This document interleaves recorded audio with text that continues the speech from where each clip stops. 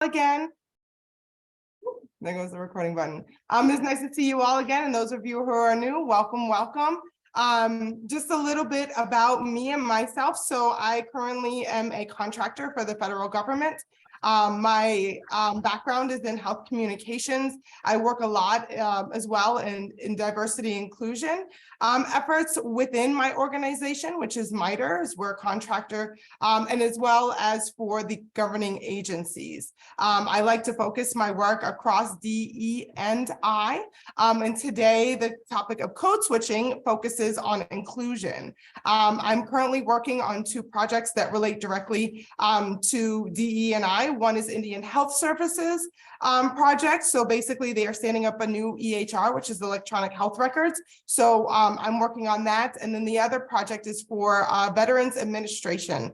So that project is directly with the Office of Resolution Management and Diversity and Inclusion. They call it IDEA on their end. So those gives you a little bit about the work that I do within the federal government that I'm currently working on and have done as well. So if you have any questions, feel free to ask as we go. I will have a couple informational slides and I'll ask for questions then. This is supposed to be kind of a discussion, so feel free to chime in. You can either put it in the chat and I will lean on Paul to let me know when there's a question, please, or just feel free to ask questions as we go along. All right, I'm going to share my screen. Where are you? All right, so I'm going to go into presenter mode. Can everybody see my screen? Can I get a couple yeses? Yes, thumbs up. Okay, great. All right, so these are my ground rules as I facilitate these conversations. This is a learning opportunity. We all are here to learn. Therefore, there are no dumb questions. This is a space that can be very difficult to talk about. It's very sensitive to talk about. So when you are asking questions, please do it with curiosity and a sense of humbleness. And we are, this should be a discussion. So please do not feel silly for asking questions in this space. The only way you can learn is to ask questions. Google is not always your friend in this day and age, unfortunately, depending on how you search or what you search. Again, active listening is key, and actively listen with an open mind. So don't listen to reply. Please listen to what people are saying. It is okay to disagree. Disagreements happen, but please do it with respect and empathy. I also request that your disagreements also come from a place of fact and not personal bias and opinion. Also, please, let's stay on topic. So today I'll be focusing on a little bit of racial bias, but also within that, that's one of my favorite topics to talk about, how code switching fits into that. I'll provide a couple links there for those of you who saw my presentation on racial bias. It's really interesting to talk about other things, and there are connecting things, but please, let's not take off and go on down any squirrel or rabbit holes today. Let's really focus the conversation on code switching. All right, so what I'm going to do is I'm going to get into a couple of definitions, just a quick agenda slide. We'll talk about the code switching definitions, what it means.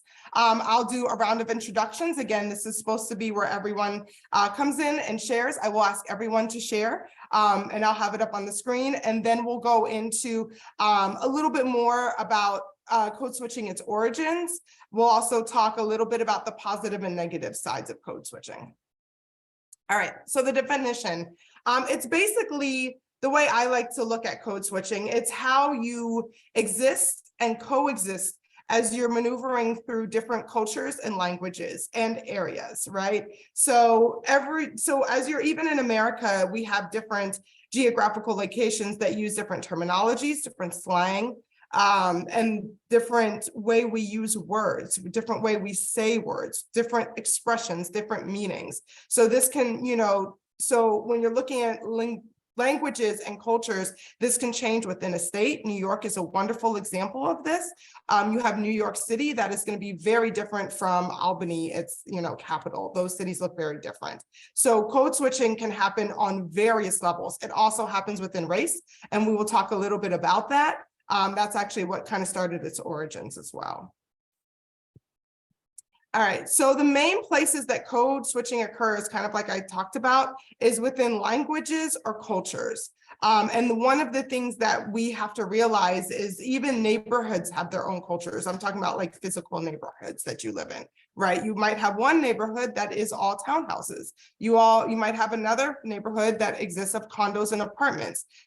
Can be a very different culture than one that is of a single family that may not have sidewalks and there's a mile in between each house, or maybe even 10 miles, right? All of those things make up a culture. And those cultures are going to change and vary depending on where you are in the world and where you exist, even within your workplace or within your neighborhood or within the states.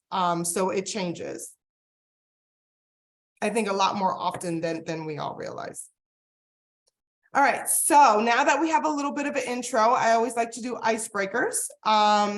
And I have everyone, so I'm going to start off with a round of introductions, and I'll start this and do this myself.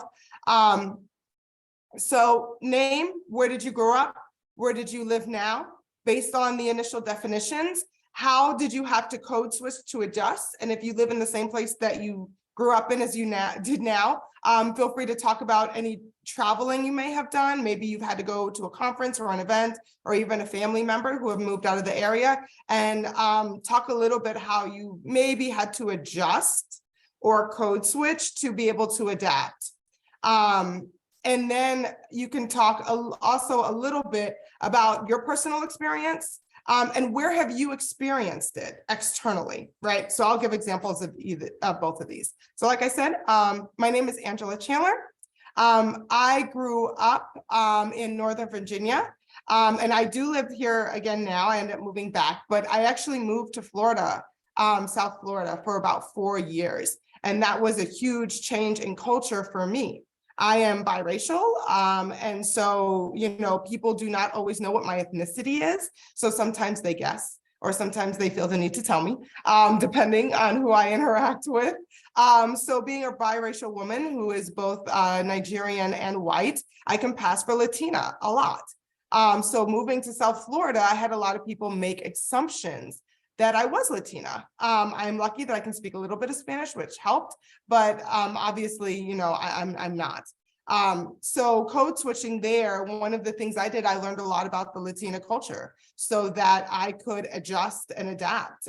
They make up a lot of the population there. And obviously, some of them think I am one. So learning Spanish is part of one of the things I had to do. I also did, I will say, some negative adaptations, is I got caught up a little bit in the keeping up with the Joneses, which was kind of a life lesson. But that was, again, one of the code switching that I had to learn. And where have I experienced code switching? So I am one that loves to get my nails done. I got, red for the holidays. I experienced it a lot at the nail salon. The nail salon that I go to mainly has Vietnamese staff, and a lot of times they will speak their language to communicate operations around the salon and then communicate with me in English. So that is one way I've experienced it personally, as well as externally, as I've seen it in the world go on around me.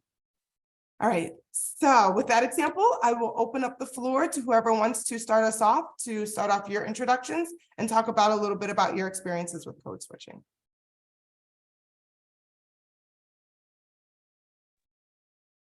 Hi, I'm Bill Bolisroot, and I grew up in Wisconsin and a little town north of Milwaukee, where a lot of back when I was growing up, a lot of the people there still spoke their native languages, Czech or German, mostly German, and other Eastern European languages. And so, a lot of my friends learned, or, at home they would speak German, and at school and everywhere else they would speak English. So I saw code switching going on a lot there. And, if I'd go over to their house and their mother would say, schnell, schnell, and I'd know that I was supposed to run out. So I learned early on what code switching was about, and that was cool. I thought it was really neat. And I live in Yuma, Arizona now, which is a completely different environment. But I've lived up in the Northwest, and I've lived in the Midwest a lot, and I lived in Germany for a while. So you code switch over there all the time.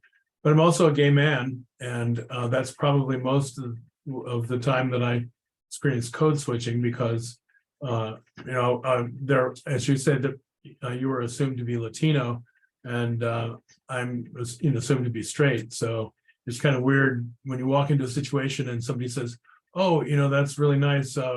Well, can we send this, to your wife or whatever?" And I'm going like, "Well, I have a husband," but you never really quite know if how that's going to land. But it's been very gratifying in recent years to see absolutely no discomfort or interaction or reaction to that. But 20 years ago, that wasn't the case. And 30 years ago, it was dangerous, literally dangerous. You never knew what you were going to encounter. You might make somebody mad and they would just like beat the hell out of you. So you just had to be real careful. And also, I experience code switching when I'm with other gay people. It's not at all like being in mixed company or with other cultures. We have our own culture, and it's a very different experience. Yeah. Thanks, Bill, for sharing. Yeah, some of the points you touched on, we'll talk a little bit about today as well. Thank you for sharing.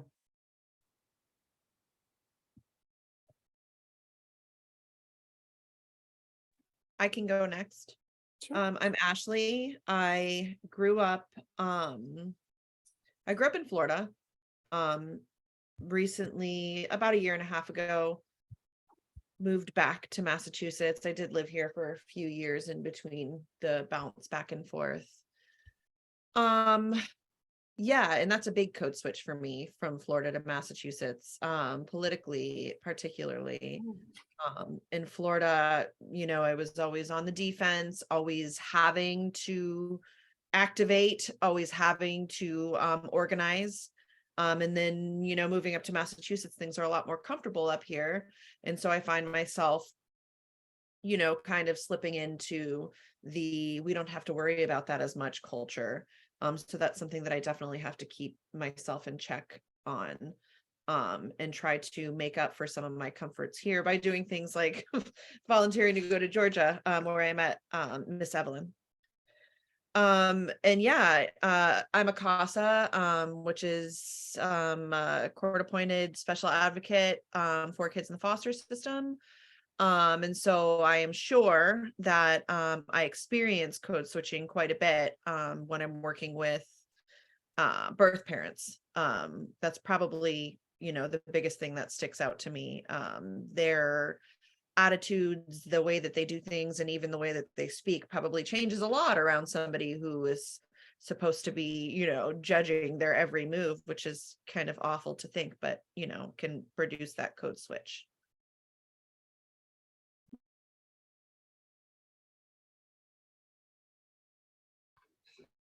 Thank you, Ashley, for sharing. I love hearing the different perspectives. So yes, let's keep it coming. Yeah, I can step in, especially since we're talking about Florida a lot. I'm Paul. I'm also from Florida, but particularly Miami. And I'm back in Miami since graduating from college. I'll say a lot for me with code switching comes within school and also understanding my own background or demographic, where I live in Miami Gardens, predominantly Black.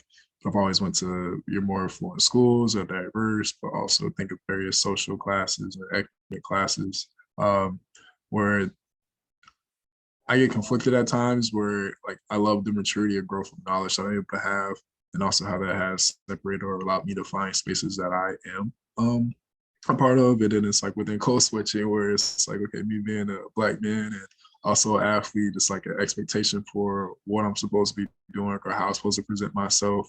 But I love education. I love being educated. I'm a teacher now. I teach house friend geometry. So it's like a 1% of male teachers, but let alone just Black people within education.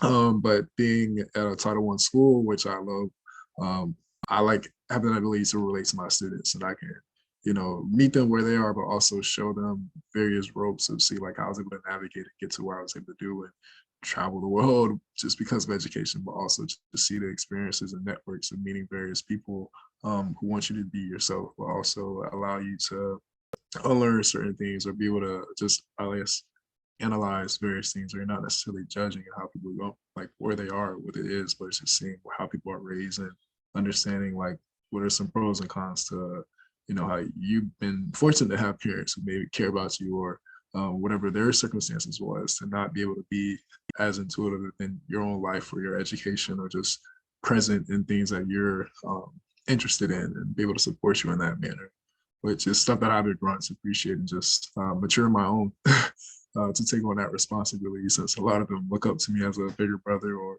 a mature figure, where it's like I gotta make sure I present myself the best way for that aspect as well.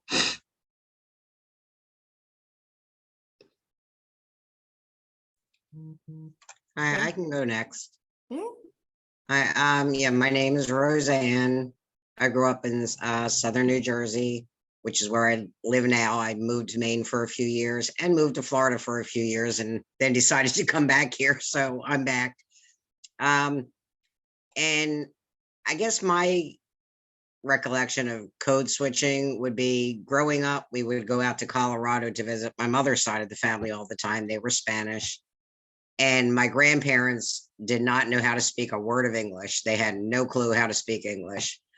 So, you know, they would talk to us as kids. We didn't understand a thing they were saying. So then someone would have to translate for us. But a lot of in the area where they were from, which was Southern Colorado, and a lot of my relatives were from Mexico and New Mexico also. Their language, which is, you know, now they call it Spanglish, because they intermix the one language of Spanish with the English language. You know, so it's like every now and then you'd hear a few English words and kind of be able to put a little bit together of what they were actually talking about, you know, because as young kids, we had no clue what they were saying in Spanish. And as far as, I wholly agree with Bill, I'm a gay female. So I agree with Bill as far as that's a whole completely different experience too, when you're around just all gay people and having conversations, that there is definitely a difference in the language that is used. But that's my experience.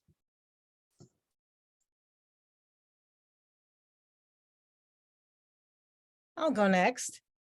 It's really cool to hear all you guys' stories. And I would have to say that growing up in Texas, code switching was all around us because no one talked the same, you know, so you're trying to acclimate to what's going on around you. But I would say specifically that being an educator and having had opportunity to purposely teach students from different cultures and interact with the parents, code switching was the norm. It's kind of like, you know, because they're trying to communicate with me in English, and I'm trying to communicate with a little bit of Spanish, as Angela said earlier, and doing the best I could there. But what I noticed though is that once, say for example, I'm giving out I'm sharing the instructions in large group. As soon as my instructions are done in English, they naturally revert to their language.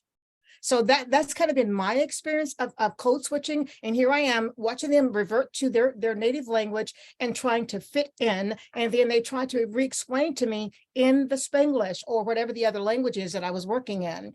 And I saw a lot of that also when I was teaching in Germany, teaching public speaking in Germany, is that it's easy.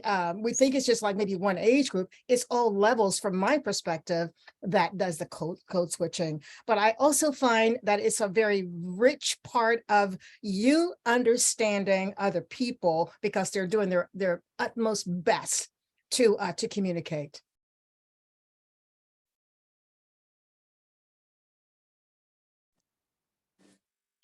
I'll go next. My name's Pam. I grew up in Arkansas, and I live in Phoenix, Arizona now. I think the first experience I am aware of with code switching was growing up in the South. I grew up saying yes, ma'am, and no, ma'am. And then I went to high school in Denver, and my French teacher thought I was being insulting to her because I said yes, ma'am, and no, ma'am. So my way to adapt to that was just to adopt the language of the Coloradan area and to learn the idioms that are used there that are not familiar to the South. So that's all I have to say.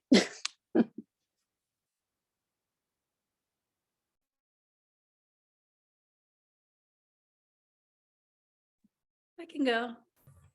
My name's Casey, and I currently live in Colorado, but grew up in a suburb of Chicago and went to school in San Francisco and lived in Los Angeles and Virginia and several other places in between. Gosh, there's so many examples, but I will try to just pick one. I grew up from both sides of my family were Jewish, but both sides of my family knew nothing about the religious part of being Jewish, but kind of felt very culturally attached to being Jewish, which is different sometimes than some other religions. And I'm noticing it more and more, especially as there's more anti-Semitism happening, and it's coming into I noticed it when I went to college and started hearing a lot of anti-Semitic things. And suddenly I would feel very attached to being Jewish because it felt important to stand up and say, that's not okay, and I'm Jewish. And it's just been a lifetime sort of process of figuring out, it seems like when there's injustice, I want to claim it and stand up, but I don't really know much about it. So I don't really feel comfortable in the Jewish community. And so I think somehow it applies, even though it's a little bit nebulous. Thanks. I'll share some of my experience. I grew up in the Midwest, central Illinois, actually, farm country, in a blue collar family, working class, not highly intellectual and stuff. And my first experience I apologize for being late. I had trouble getting logged in, but I didn't hear your presentation, but I'm getting the gist of what you're talking about. Was being in college. I was the first one in my family, all my family, to ever go to college. So my parents and none of my relatives really understood what I was going through. But I remember being aware of an upper class students who sort of looked down on people who didn't talk like they did and didn't use the language they did. And anyway, that was my first experience. That I feel like I actually came through that really strong and really well because of the work I did at the university in dormitories. I was a resident advisor and eventually ran a dormitory for a year. And then I moved to Texas, my first job, and I had images of the cowboy concept that I grew up with on the rolling plains that never existed in the Texas I knew when I was there. But that was really different for me because it was in a very large company and stuff. And anyway, I had trouble with that. My biggest experience of a different culture being in that was when I volunteered to be in a VISTA program in Brooklyn, New York, in a poverty neighborhood, primarily made up of Black and first generation Puerto Ricans. There was a lot of stuff there that I learned to listen and learn quietly. I was not aggressive about trying to fit in. I was trying to be accepting and understanding and learning. It was an incredible education for me, actually much bigger in my life than college was, to learn about the realities of living in a poverty neighborhood, poverty situation. And it's been a big impact on me. I'm starting to realize a bigger impact than I ever realized at the time I was in it. Anyway, that was the biggest experience for me, was both the cultural differences of both Black families and Puerto Rican, first generation Puerto Ricans who are coming in. Those are the biggest issues. I now live back in Illinois, but in the suburbs of Chicago, and I have some struggles with a lot of stuff going on in white culture, frankly, these days. And I have a hard time accepting some of that reality. Okay. I'll go next. My name is Suzanne. I grew up in New York City and I currently live in Atlanta now. The code switching I've noticed was growing up in New York City because it's just a wonderful place of different cultures. The largest culture that I was around was the Hispanic culture, the Puerto Ricans. So I'd often hear Spanish. I would see Spanish on the signs. Spanish became kind of familiar to me because I took it in school. So I was very familiar with how they would go back and forth between languages. I also saw it in my own family. Well, my husband's family, he has some Cape Verdean heritage, so he has Cape Verdean cousins, and we were eating dinner with them, and it was just so interesting how they slipped easily into their Creole and then came back into speaking English. And at one point, one of the cousins apologized when she was talking to her son in Creole. We were driving around, and she said, "I'm sorry," you know. She went back and forth between her language and English, and I told her, "Don't be sorry." I said, "I want to listen. I want to hear what your language sounds like." I think it's, you know, to share culture. And then for my daughter who was riding the car with us, I said to hear what's part of her culture, because they speak a Creole. So also I'm a classroom teacher, so I have to remember to be careful of how I say things, because I used to teach at Atlanta Public Schools used to be predominantly Black. It still is predominantly Black, but we're getting more of others. You know, we're getting more white students, more Hispanic students. So I have to be careful of how I say things, because the way I say things might be offensive to one group, or one group might misunderstand. So I have to be aware of how I approach different subjects, where before I could come from strictly my culture, but now I have to consider others. Like, you know, when kids were having an argument and I said, you know, "Oh, he's talking about me." I said, "Well, you know, they talk about Jesus, they talk about you." And I had to correct myself because I realized I'm talking to white children. I said, in my community, we say that. It's nothing religious. It's a way of saying, you know what, don't worry about it. And, you know, because I had to make sure I clarified that, because that's something that's culturally different. So.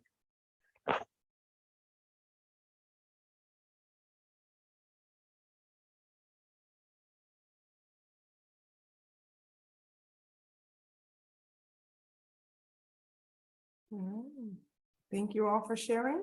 Does anybody else want to go? We have a couple people who haven't gone. I'm not going to force you to today. So I'll share if you want, Angela. sure. I'm pretty much a lifelong Chicago area person, but for a couple of years lived in Wisconsin, and it was North Wisconsin, relatively small town, and that was a cultural difference. It was a pace difference. I mean, the pace of life there was so much more slower than the pace of life in Chicago. And so that was dramatic. I mean, it's just dramatic. I couldn't, believe it. And they have their own idioms, words they use that we didn't use. I mean, it's just the way the phraseology that other people have mentioned. So that was different. And this is half humorous, but it's really almost serious. If you weren't a Packer fan of the football team up there, which I wasn't, it was like a black mark against you that you weren't a Packer fan. And so it was quite a cultural thing up in that area. Growing up, my parents spoke Lithuanian all the time to my grandparents, and they spoke Lithuanian to themselves when they wanted me not to understand what they were talking about. So I always actually was disappointed I didn't know the two languages, but they purposely tried to Americanize me, or just wanted to keep it as their code that they could use when they wanted to talk adult speak, and they didn't want me to know what they were saying. And then the last comment I would say is I'm almost done with The Promised Land by President Obama. And within that book, he talks about how he code speaks, or he didn't use the term, but he talks how his public persona, when he had to then say, I'm going to wear that American flag in my lapel because I'm not patriotic, but I didn't feel like there was a need for it. And I think he started to wear it when he felt the military families that he saw expected him to have it. And then he talks about some of the people that he grew up with in Chicago that he took a break on. They were going to go just play basketball, Reggie and the guys. And so he has slipped back into that looser, hey, these are kids from my childhood growing up, that, you know, from my young adulthood that I played, not childhood, but young adulthood that I played with. And then the family times when he'd have with his family, you could see the change in his attitude and his comments. So I could see in that book, and he talks about his persona in the varying roles that he had. So I kind of view that as a code switching too. To add to a couple of comments and highlight one that John said, when I was in El Paso, I worked at a bank, and I was one of the like 2 or 3 people there who didn't speak Spanish and English, but most everybody spoke both languages and you know, perfectly well. So it was interesting to me when one of the customers would come in, and our bank manager would go up to that person, and they would start in English, and then they would hit a word that was common to both English and Spanish, and they would use that as a pivot into Spanish, and then they would continue in Spanish until they hit a word in English, then they would continue in English, and then they would go on until it was back and forth, but it was those common words that allowed them to switch context. And it was fascinating to watch that happen. But I'm as a Packer fan, I definitely understand what you're talking about, John, because I was on the end of giving a lot of grief to friends who were Bears fans. So, but I would also point out that it's interesting that you do the code switches when you sense that the people around you are communicating in a different language, quote unquote, than you are, and that it becomes, if you do your code switch, then you're on the inside rather than the outside of that conversation. And it allows you to be more, to facilitate your conversation and your interaction with those people on not just the language level, but on all levels. That you become a person who is, they recognize as somebody familiar enough that they can be comfortable interacting with. And that's part of the code switch. Mm-hmm. Angela, maybe you can clarify this one for me too, because as Bill was talking, I was thinking about this and might not even apply, but I kind of need to know for myself. Okay, so when I left Georgia the other day, I did a report, with photos of our events and all that stuff, and my daughter picked me up from the airport. And as we sat down at the dinner table to eat, you know what she asked me? She says, Mom, why can't you just talk to us? I said, your 3 kids in normal tone, basically. When I sent the report, I sent that report as if I was not their mother, the way she perceived it. Mm-hmm. I sent it as, so am I code switching? Is she asking me to code switch from the language that I write in to the language that I need to be as their mother? That one took me by surprise. Yeah. Okay. Yeah. That would be a code switch, because that looks different. So kind of what Bill was talking about, the culture of your family is going to be different than what you experience on the outside world. So like when you have cultures within communities, like he was talking about a little bit that with LGBTQ plus, that's one culture, and the same thing happens within our families. We have a family culture.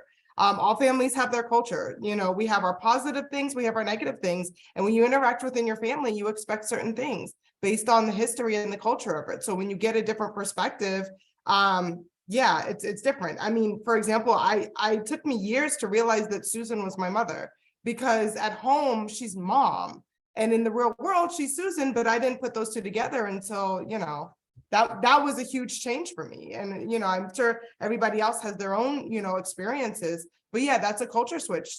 She's expecting you to treat her like your daughter, not like, the other constituents that you serve on the outside. Yeah, that was a wake-up call. Because when I write, I just write to everybody in the same tone and forget, these are my kids, and I can really just break it down and go into being a mom. Yeah. Thank you. Mhm. Can I ask you something? You made me think of something. So if people use different names, that could be, you're saying that's code switching, like when your mother was mom to you and then Susan to the outside world? I wouldn't say, well, that's a code switch that's on my mother to have to carry out, right? So she's Susan to her coworkers and to her friends, but to me, she's mother. So the code switch isn't for, I had to recognize that she had to code switch in order to be those two people. So, when you're a parent or an auntie or a child, you have to realize that others have to code switch around you, because that is a relationship, that is a culture that is built, and both parties have to recognize that.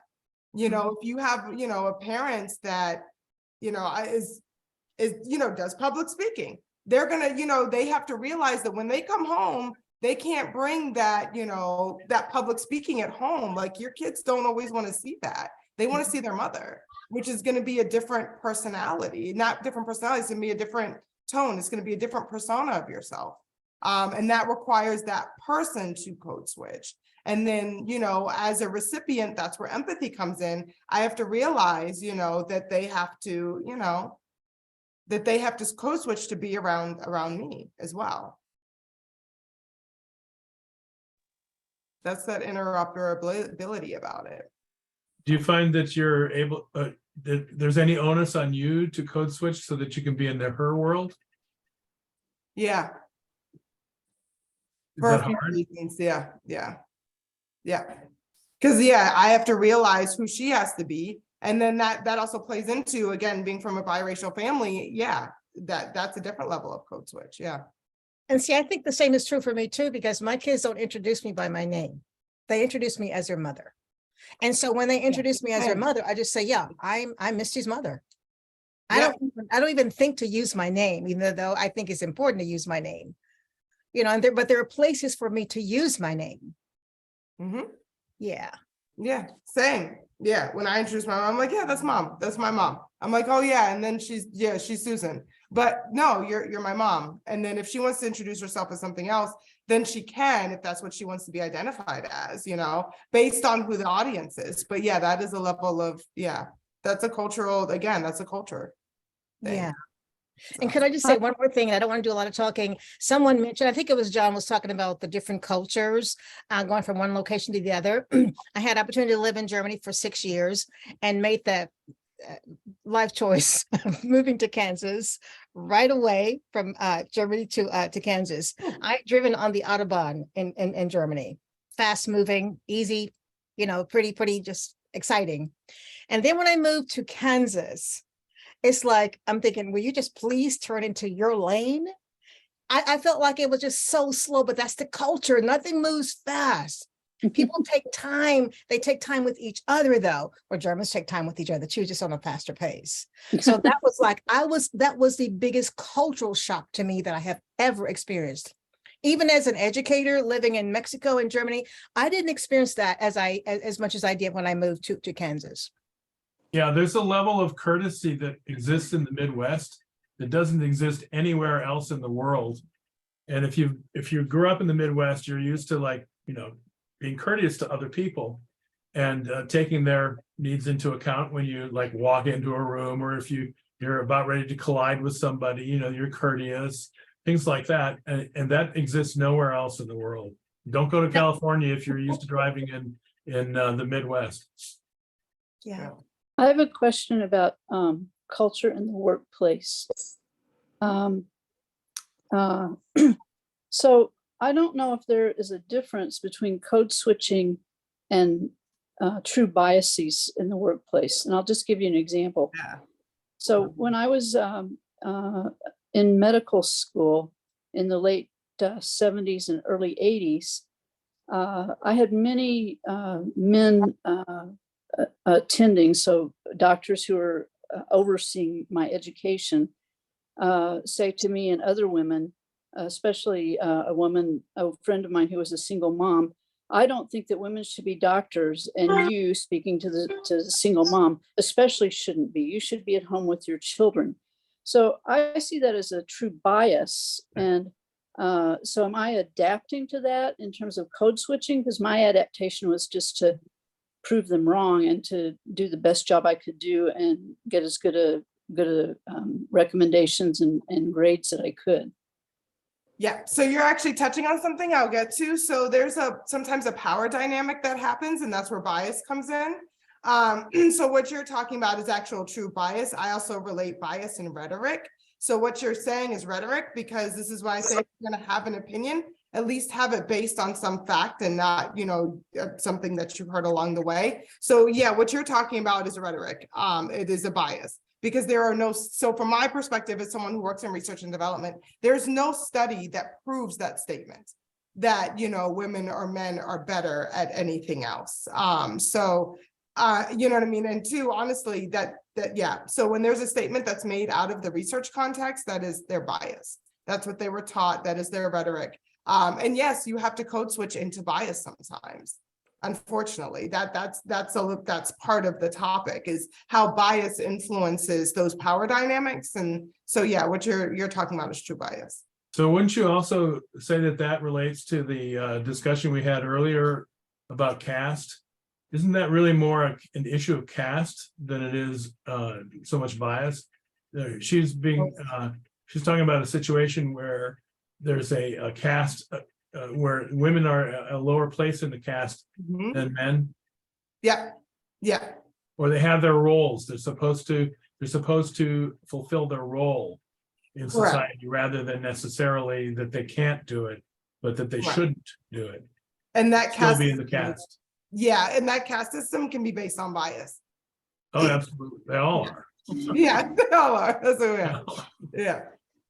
So when you run into a bias like that, is code switching considered being deferential, working with them, or is code switching also like putting up resistance to that? It depends. So my thought when I encounter these situations, because I do, is what do I want the outcome to be? What do I want out of this interaction? So is this am I dealing with someone that I can actually make what I call mind meld with? Can I actually resonate with them? Can I actually talk to them? Are they open to having a conversation, or are you telling me to inform me? So, if I feel like, okay, then see, now we have power dynamics coming into play. So if I don't feel like taking on that power dynamic, and it is not going to benefit me and it's not going to go anywhere, I usually am just like, okay, yeah, I say it in a nice way, but thanks for your unsolicited advice. I have a much more PC way of saying that. But that's basically my retort. And now I'm shutting down the conversation. And now I'm taking the power away, right? Because you're trying to instill a power dynamic and I'm not allowing you to. So that's one way I handle it. If I do think it's a person that I can level with and reason with, that I start asking them questions and making them challenge their own thought processes. So what do you mean by that? That's one of my favorite. What did you really mean by that? Where are you getting this information from? Is there some, and this is when I go into my own experience. I was like, I do research and development for work, can you tell me a little bit about the study? Or, where did you get that piece of information? I would love to read the literature and background on that. And that's how you get people to kind of challenge, what they're saying, and be like, oh, what researcher told you this? Well, whose study told you this? Now you're grounding it in something that isn't here in the discussion, but over there, right? You're taking the issue and separating it from the person. And that's kind of one of the base ways to get through those conversations. So that way it doesn't turn adversarial, because this, now it's your defenses are up, my defenses are up, and we're doing this. This is what I try to avoid at all costs, because that just further denotes the biases that people are stating, right? If I get angry, oh, now I'm the angry Black woman. Oh, if I go docile, now I'm the docile woman. I mean, you pick your phrase and you can fit it. So, so yeah, those are the ways I try to manage those conversations. Thank you. You're welcome. All right. So thank you all for the fruitful conversations. I'm going to jump into the next slides because I want to talk about how this all comes together a little bit. A lot of what everyone was sharing really feeds into kind of the presentation and the facts around, the topic today. So I'll go through this slide briefly. This is kind of the origins of code switching. So this is not a new term, right? So this phrase, at least where we have it documented, I'll center the scope of this to the US when it was first documented in 1951. And the purpose of it was basically to understand how California's indigenous, the Sierra Miwok people, were existing within, with the English at that time taking over their land. So, how did that process go? And so that was, and then it was a process because they were also trying to negotiate, right? This wasn't just, a complete slaughter. So the book talks a little bit about that. It's not one of those I would say, yeah, go and read. Obviously, it would be very, antiquated and kind of a dinosaur at this point in time. But the point is that it's not a new term. It was originated and it's only slightly evolved. And it's been studied through the years in a couple different ways. And then I will say, in the past 10 years, it's really taken a form of its own because understanding culture has taken a form of its own, right? So we are understanding that there's different cultures. And before, it may not have mattered, but with the increase in transportation, the increase in our roads, the increase in globalization, it is becoming a much more bigger topic. As I say, the world's becoming a smaller place, right? As we can access each other a lot more. And this only adds to the access because obviously, 40 years ago, I wouldn't have been able to have these conversations with people who live in Michigan, who people would live in Texas, who people would live in New York. Right? We would have to, congregate at a central location to be able to have this. All right, so I gave a couple examples of code switching. These are true stories. I tweaked them just a little bit. I will give you all just a minute to read over them. And then I purposely grouped these for the top two and the bottom two.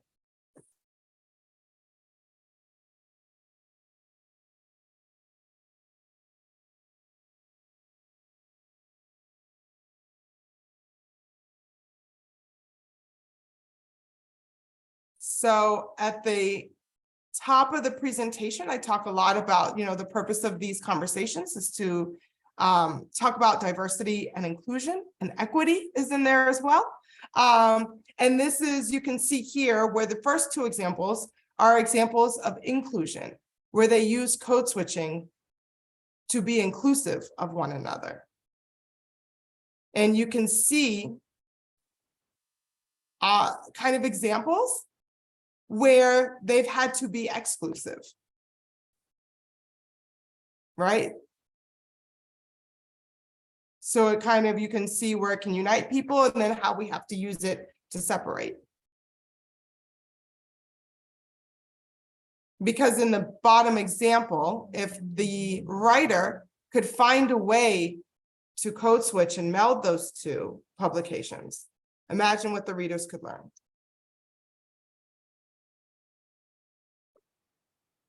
Right, and then the top is very much an example. And Pam, this kind of goes a little bit to where you're talking about working in the healthcare environment, right? How do you, this happens. Code switching a lot. I heard a couple other people talk about their experiences with code switching in and out of languages. All right. So why people code switch? So this is, I heard all of this today, right? We want to fit in. Sometimes it's our brains take over, right?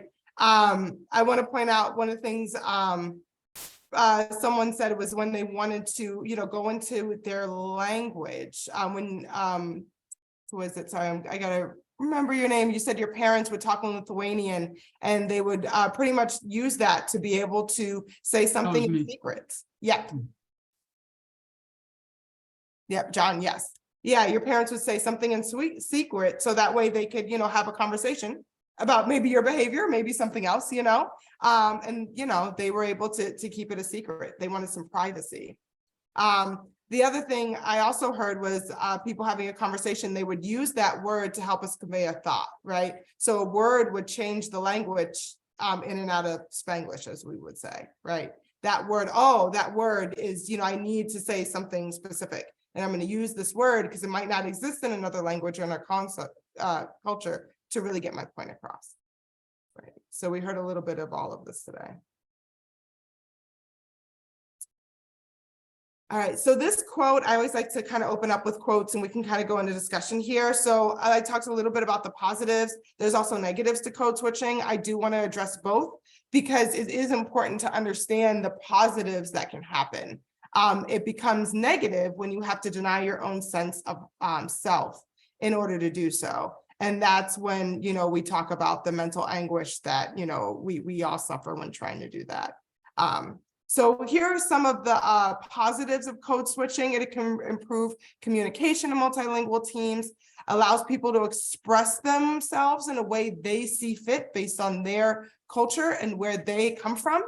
It allows for privacy in certain areas. Sometimes it's helpful, especially if you're two parents and you need to be on the same team. And code switching it happens naturally, which puts your own self at a place of comfort. Right. I'm very comfortable existing, in these two worlds. As soon as I go into another one, it adjusts things. So it allows for you to be your own self in many cases. It can help someone find the right words to express themselves, especially if they're having a discussion. And again, to someone else's, point that we were talking about earlier, it can protect them from judgment, discrimination, and violence. So unfortunately, that's the world we live in. And, that can be a positive, is learning how to navigate that. We see that happening right now with the World Cup. I'm an avid football soccer watcher and have been watching how FIFA alongside Qatar is saying, no political statements here. So, people there, especially, some of the players included, they have to code switch a little bit. They might not be able to hug or kiss their loved ones in Qatar that might be there watching them play. So, that's part of code switching because they don't want to have to deal with discrimination and violence.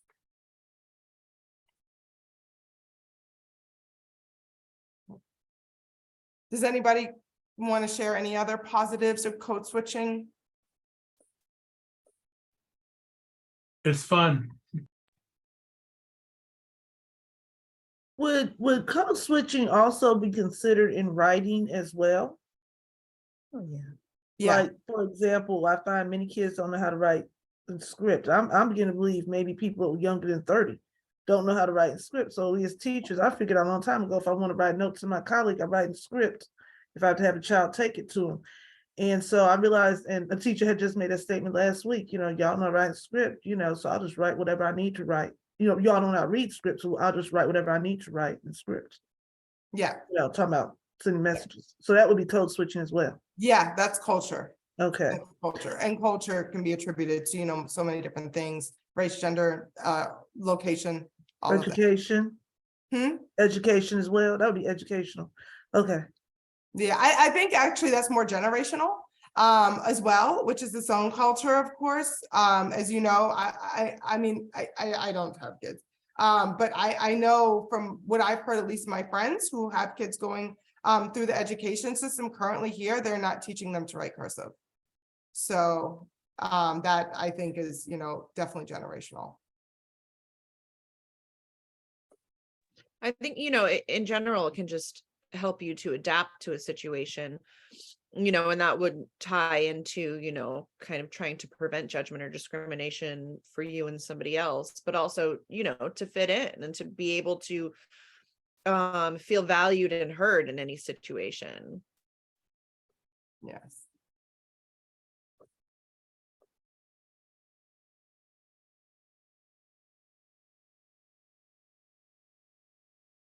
All right.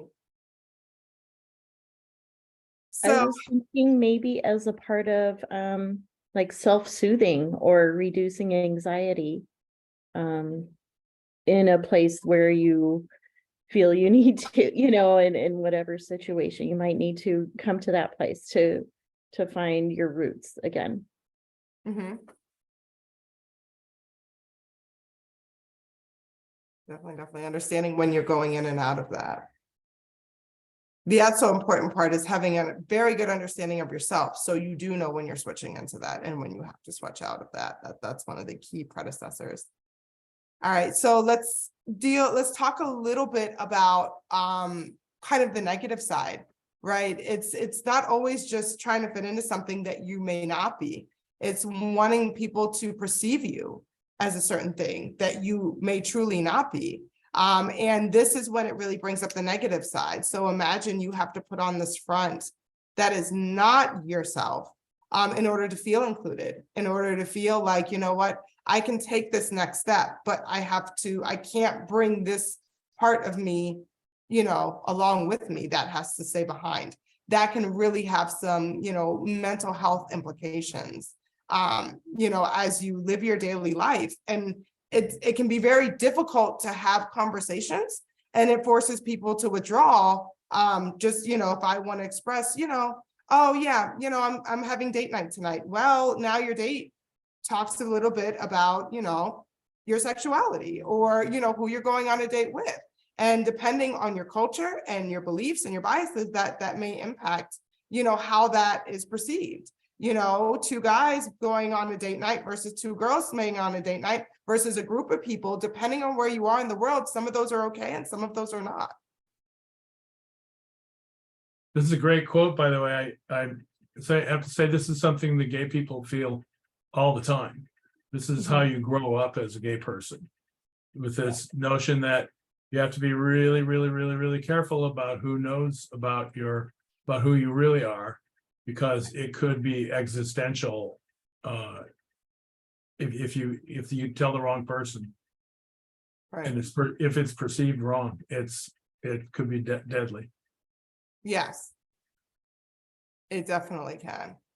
That's why the kinds of things that are going on in Florida right now and other places are so violent, because they make gay people go back into the closet like that, and the closet is a horrible place to be. It's terrible. So that code switch, there's a direct link there with how, because I mean, for a lot of us, our relationships, and I use relationships very, very openly, right? We all have relationships. There's just different levels of relationships, right? Of how close or not close someone is. So not being able to, as humans, we're wired to want to have relationships, and not being able to talk about that is really, really hard. So we'll talk a little bit about the negatives, right? And this is, this might be easier to talk about for some of us, just, based on our experiences, but you notice it. But I just want to recognize there are positives. There definitely are. It's the negatives that we are having a hard time grappling with, especially as, the world globalizes and it becomes smaller. So there are definite negatives to hide identity, religion, or social class. It becomes a stressor. Go ahead. I think to be true to your authentic self in certain situations, sometimes you just have to be very brave. And I had an experience recently where it was a fairly large group of people of different political leanings. And there was a Black couple. The woman's name was Evelyn and the man's name was Terry. And they had grown up being very involved in their Black sororities and fraternities. I didn't even know that there were different Black sororities and fraternities. And they just did such a good job of continuing to express themselves and to educate this whole group of people about racial biases and the biases that they'd had to overcome. And I thought they were very brave because, there were people who were blatantly prejudiced against race in this group, but just the way they did it, no one took offense at it. But I thought they were very brave in doing that too. Mm-hmm. Yeah, you definitely have to be. That's why approaching the situation and trying to separate, I'm sure one of the approaches they take, because it's very popular, is separating the issue from the person. Because now, what happens and what you're seeing, especially in the violence, is people are taking it personally. And now you have this conflict, right? Instead of, okay, let's remove this, whatever you have an issue with, from the person, and let's talk about this over here. This is separate. This is not you and me. This is this issue, and let's talk about it over here. And that's hard for some people to do. It just is. But that is a true heart, and it takes a lot of bravery to enable to even start having that conversation, and even try to do that, because it's not always going to be successful. So yeah, when you have to constantly code switch, it can definitely have its negative implications. Creating tension between self-expression and social acceptance. And then also you could change your mindset if you're, worrying about, oh, I have to code switch to go back into work tomorrow, but I have to clean my house, and I have to do laundry, and I have to take care of my children, and I have to, prep everybody's food. I have to eat today, right? I need to prioritize certain things so that my physical being can carry on to the next day. And if you're worried about this and, figuring out how you're going to manage this, it can really take time away from our daily duties. Now I'm in the shower thinking about it for an extra 20 minutes, and now I can't do, my laundry, or, whatever it may be. There's plenty to do. Mm-hmm. I was just saying it's exhausting. I didn't realize I was off mute. Sorry. Sounds exhausting. Yeah, it can definitely be exhausting, in addition to all of life's other demands, right? It sounds like it kind of creates a fake person also. And I would think that's pretty weighty. Mm-hmm. What do you think about that? Because you're not really speaking about who you really are. Mm-hmm.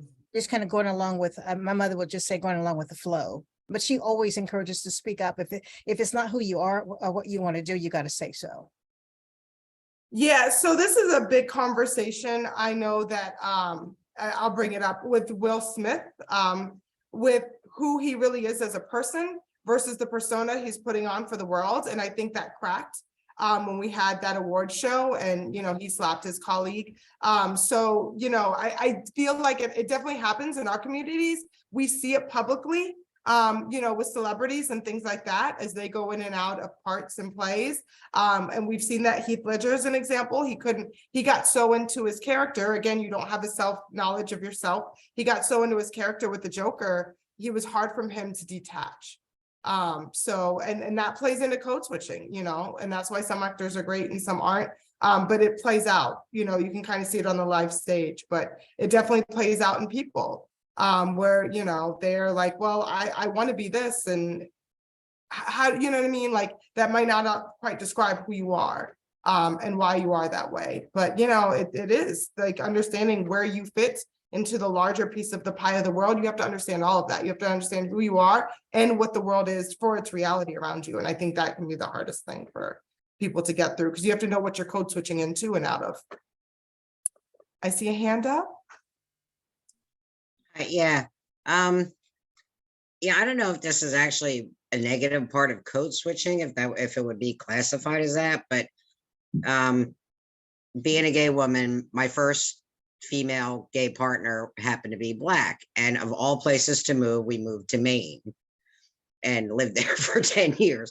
Great state, great place to raise your children. I don't think they had ever seen a Black person until we both got there, because everybody was like, just, staring like, oh my God, there's a Black person in Maine. Mm-hmm. everybody, grew to love her, and both of us really, but felt like we had to be careful depending on where in the state we went and how we spoke, because, being gay, first of all, they weren't really all for that. So we had to kind of not say things that we felt like would, put us out there as far as to get hurt or, be discriminated against. And then the fact that she was also Black alongside of a white woman, so it does put a lot of tension on not only on a relationship, but just on your everyday living in that type of situation, and it really started to become hard to deal with, because you're like, when can I just be myself? Because that's all we both wanted. We just wanted to be ourselves. So, that was a hard experience to go through in the first few years that we were there. Yeah, I'm sure a lot of code switching had to happen for you to survive. Yeah. Angela, I'm thinking about the word communication. Where does that play into all of this? And I'm asking from the perspective that, okay, so here we are, let's say we're doing a lot of progressive work, and you just kind of like, and thrust is not a good word, but just kind of got like it, you just start becoming part of that group, but you don't communicate before you get there. And everything that's already set in place, or that is being set in place, you just have to, it's almost like you're required to just acclimate to it, but there's no communication. Is that, to me, that would be problematic and force people to, I guess, really lean into code switching more. What do you think? Yeah, so I think that I'm going to dive into the next slide. Oh, where's the one? Hold on one sec, sorry. Thought I had another one. Okay, I didn't. So there was, okay, I think I took it out. I saw one with communication, yeah. Yeah, so, okay, I had another slide. I think I took it out to go into it. So the other thing about code switching, so what you're talking about is the lack of communication. So usually you have, so this plays into the power dynamics, right? So you have to understand, it's one, it's communication, and two, it's caste and power dynamics. So unfortunately, when you're code switching in and out, you have to learn what you're switching in and out of. So you are responsible for learning that communication style. And then it's almost an iterative process as it goes along. You're testing it. Okay, I use this word, does it work? I use this term, does it work? You know what I mean? And then the more comfortable you get, the more you can code switch into that and out of it. But yeah, communication is the tool that you kind of use to among other things. But yeah, you have to learn the communication tool, and it really puts a disadvantage of those who communication is not their strength, because now you're having to learn concepts so one of the things I also preach a lot is, we all have our call it areas of improvement and our strengths, right? And so when I hear an area of improvement, right, so I'm not ambidextrous, I'm right-handed. So when I hear people, work on your weaknesses, you're telling me to write with my left hand. Professionally, for my career coaching, it's not a good idea, but it just shows how hard it can be for people to be able to code switch, especially when communication is the tool. If you're not strong in communications, you can't use that to your advantage. So now you have to rely on your other strengths in order to be able to make up that gap. And that's what gets lost so much sometimes in code switching translation and communication. And communication is just difficult in general. So, yeah. Can you give an example of, I think I know what you mean, but can you give an example at all of, okay, you're not strong in communication. What does that look like? Yeah, so for example, if you're not, for example, being able to navigate a conversation. So earlier I gave example of if I'm in a sticky situation and someone says something offensive, right? So I can tell you all, say, what do you mean by that? But being able to handle that conversation after that initial question is kind of what I mean, right? So you can say that, but then what, right? So what happens next? You have to be able to have the communication tools in order to continue with that conversation based on what that person said, right? So for example, they said, well, what I really meant to say was X, Y, and Z. Then what do you say? Because now it's a conversation, right? And you have to be able to have that conversation. But you know, people who may not always be good with their words because they're just not, because they were stipend as children, or you know, it's just not their strength. It makes it really, really difficult to be able to continue to code switch and to, you know, have conversations. It's, you know, and education, you can be the, you know, have the education, but being able to converse with the person in front of you and read them as well. That's the other thing, is when you're having these conversations. So that's why I love being on camera for these, because I can, you know, I read and I look, and when people are talking, you see me looking at different ways, because I am actually looking at like your screen, because I'm looking for the body language. I'm looking for all of that. And that's part of the communication. Does that help? Yeah. I see a hand up. Kate, yes. Hi. So what I'm thinking about is the human trauma response of code switching, you know, and how that might affect communication. Because if your trauma response is to just shut down and go totally inside, you're unless you're aware of that trauma response, you know, you're kind of left just picking up the pieces, I would imagine, you know, and trying to navigate a situation through paralysis, perhaps, or, you know, different trauma responses, which maybe it's aggressive, maybe it's something else, but you know, maybe, and so it's just kind of snowballing in my brain, like how code switching could be a response to trauma, or it could be it just kind of makes me so sad, actually, to think about how to navigate something that, you know, it's not your fault, you know, that you're in a situation where some culture doesn't find you acceptable and you have to survive through it. And what that does internally each time you're faced with code switching, you know, could it embed it even deeper? And what that does to the psyche is very, you know, upsetting. It sounds horrible, actually, is what I guess I'm trying to get at. Yeah, no, it is. And that is definitely an avenue of it. That's, you know, it can lead to a lot of mental health issues. And it's, yeah, and depending on, you know, again, I think Bob talked a little bit about it with the caste system that he grew up in, right? Where there was different, you know, prejudices based on, you know, I call it your lot in life, because, you know, it's the lottery, right? You know, we don't get to choose, it's a lottery. So based on where their lot in life was, you know, they were looked down upon based on class, race, everything else. And so, yeah, when you have those, you know, those factors growing up, it definitely impacts how you can code switch or your ability to code switch. Some people just cannot, and they do not. And, you know, and that, you know, that's its own, you know, situation. Can I say something? Yeah. Probably I said to myself, she probably read my face. I'm thinking deeply about a lot of things.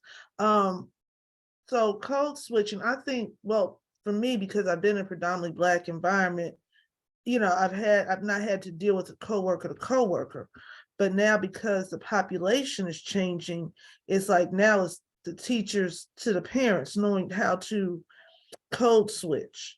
I think that then, so we talked about code switch, you're talking about really about race, right? Because I think we're getting to talking about race when you talk about code switching and tolerance, right? Mm-hmm. And we have a situation at school now because, like I said, the population is becoming more white. So white parents have a different way of doing things than Black parents, and what's the big deal to white parents are not a big deal to Black parents. And we are really caught up in a situation right now. It's very petty, but yet we have to deal with. And then we have a child who is white, who's on our team, but I think that Black teachers and Black people, we've had to have racial tolerance because of our experience in this country. And we have a lot of tolerance, but now we have a white child come to school. It's all about who's allowed to go on field trips. And he's referring to the children, oh, well, something about them being the unfortunates. And his mother has used that term, the unfortunates. Well, we know she's talking about the Black and Hispanic children being the unfortunates. That's wrong. They're making a big deal about who's going on field trips, who's not, and we've had to come up with a criteria. It's very, very petty. But I said to my colleague, we have to understand the culture. We're dealing with white people. The culture is different. What's a big deal to them is not a big deal to us.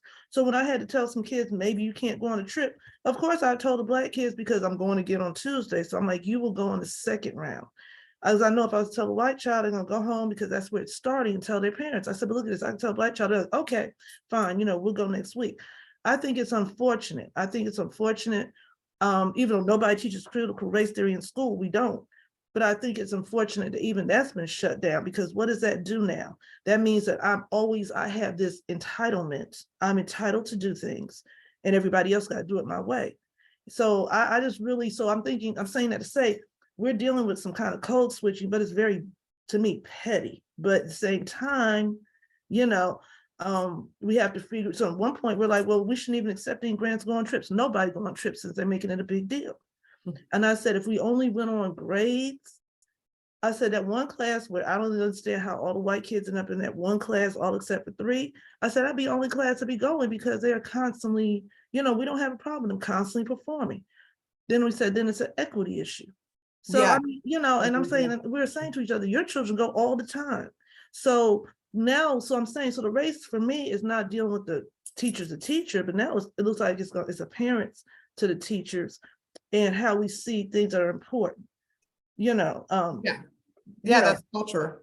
Yes, and it's important for all children to go on trips, but I said never in my 26 years have we had to come up with a criteria and people moaning about this stuff.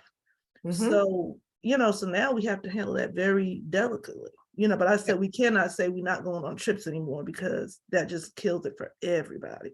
But people have to learn to be tolerant and to work within rules. Somebody tried to have a raffle. One teacher on my team said, let's have a raffle. Oh, well, how is that fair? So we have to understand the background, the culture of the people that we're dealing with, and then try to figure out how to, smooth everything out. Then at the same time, we've had to tell the Black children to the side, you all gonna have to learn how to compete because you put us in a corner. If you're not doing well, then how can we give you permission to go if you're not doing well?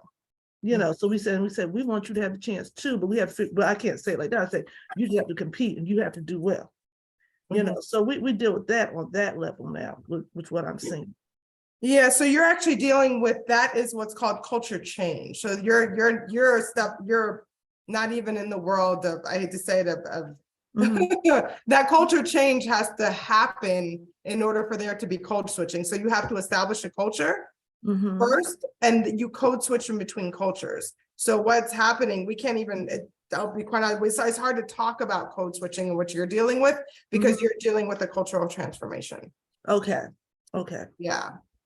That's what you're dealing with. So once that cultural transformation happens, and then it solidifies, like this is what's going to be, now you can code switch in and out of that.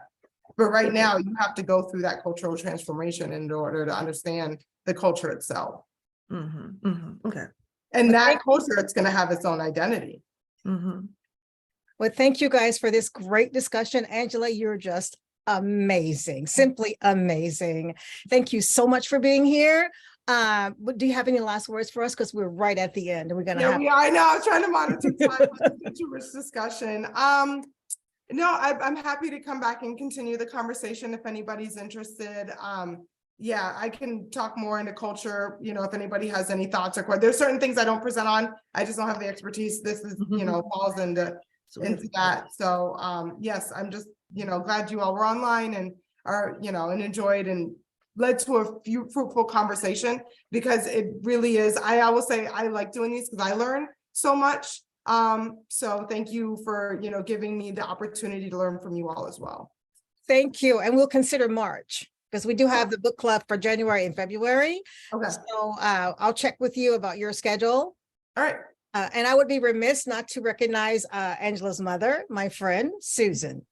Because without Susan, there's no Angela. Okay, so thank you for being here, Susan, and everybody else. Really, really appreciate you guys. We have a meeting at 1:35, so we have to go. And All right. Ashley, it's Evelyn. great seeing you and everybody else. So Sorry, super quick, but will you send that book guide ahead of when we start reading? It helps to me to read better when I know what I'm looking for. yes, I will get that. Thank you for that, Casey. I will get that to you guys no later than Tuesday. Thank This you. Tuesday. Okay. Thank you guys. Have a great afternoon. Thanks, All righty. Angela. Thanks again, Bye. Angela. Thank you. Okay, bye. Bye.